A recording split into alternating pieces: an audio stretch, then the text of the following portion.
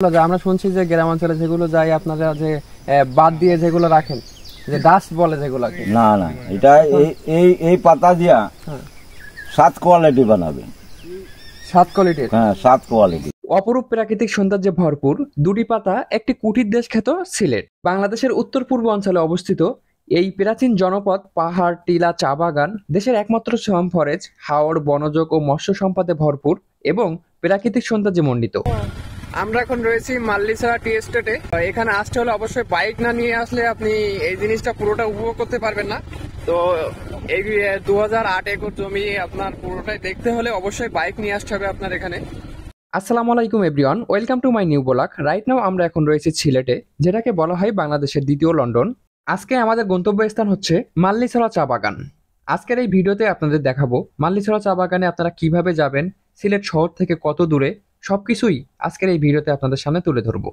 তো চলুন তাহলে শুরু করা যাক আজকের এই ভিডিও শুরুতেই আপনাদের জানিয়ে দিতে চাই মাল্লিছড়া চা বাগান সিলেট শহরে অবস্থিত। আর মাল্লিছড়া চা বাগানটা পুরোটাই ঘুরে দেখতে চাইলে আপনাকে অবশ্যই বাইক নিয়ে আসতে হবে। আমরা ঢাকা থেকে 8 জন এসেছি, সবাই বাইক নিয়ে এসেছি।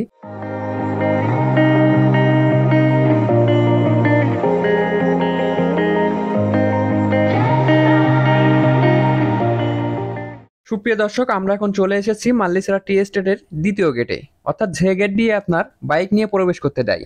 এই যে দেখতে পাচ্ছেন মাল্লিছড়া টি এস্টেট, এখানে প্রতিষ্ঠিত 1854 সালে। মাল্লিছড়া টি এস্টেটে কোথায় কি রয়েছে সেগুলো পুরোটাই দেখার জন্য আমরা একটা গাইড নিয়েছি। ওই যে আমাদের সামনে দেখতে পাচ্ছেন একজন বয়স্ক মানুষ, ওনাকে আমরা গাইড হিসেবে নিয়েছি। তো আমি সাজেস্ট করব আপনারা যখন আসবেন তখন অবশ্যই আপনারা গেট থেকে একজন গাইড নিয়ে আসবেন, কারণ গাইড নিয়ে আসলে মাল্লিছড়া টি এস্টেটে কোথায় কি রয়েছে তিনিই ঘুরে দেখাবে আপনাদের সবকিছু।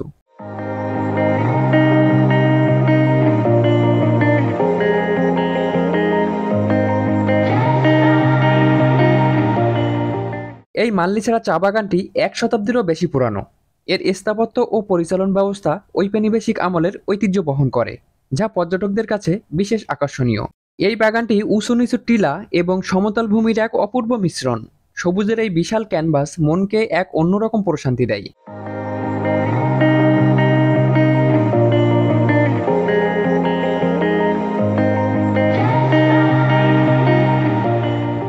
আমরা এখন রয়েছে মাল্লিছড়া টি এস্টেট লিমিটেডের মধ্যে। আর এই যে আমার পিছনে রয়েছে শিহাব আমি বাইকে নিয়ে চলে আসলাম। হ্যাঁ, আর এখানে যেহেতু 2008 একর জমি ঘিরে হচ্ছে এই মাল্লিছড়া টি এস্টেটটার সব এগুলো সব উপভোগ করতে হলে আপনাকে অবশ্যই বাইকে আসতে হবে।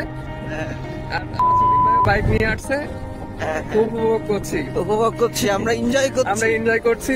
আপনারা আসুন আর শিহাবকেও নিয়ে আসবেন।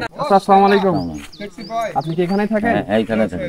ও আচ্ছা, এই যে এই এরিয়াটা কতটুকু জায়গা জুড়ে আছে? এই এরিয়াটা আছে 2020 একর।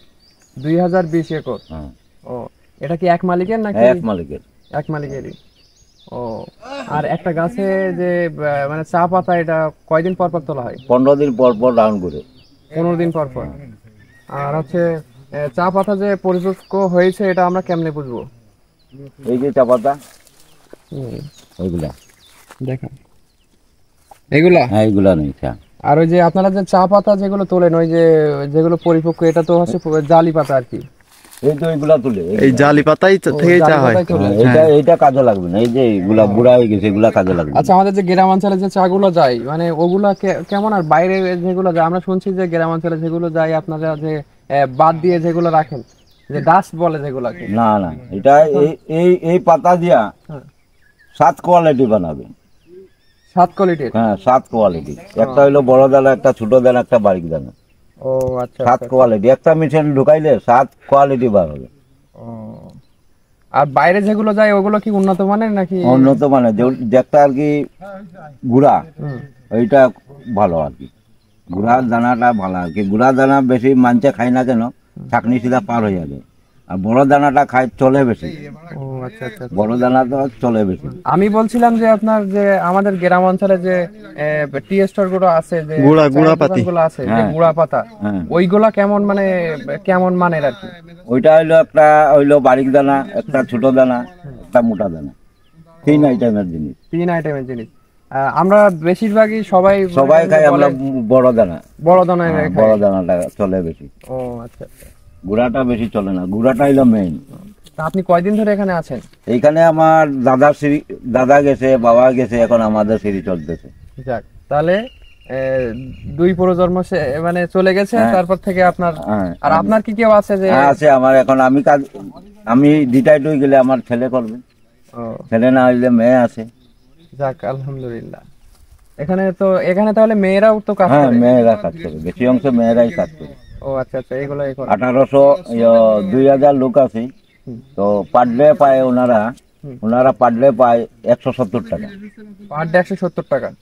মানে পুরুষ মহিলা সমান সমান, সবকিছু সমান সমান। আরে বাগানটার বয়স কত বছর হবে? বাগানটার বয়স এই 1854 সালের বাগান। 1854 ইংরেজি সাল।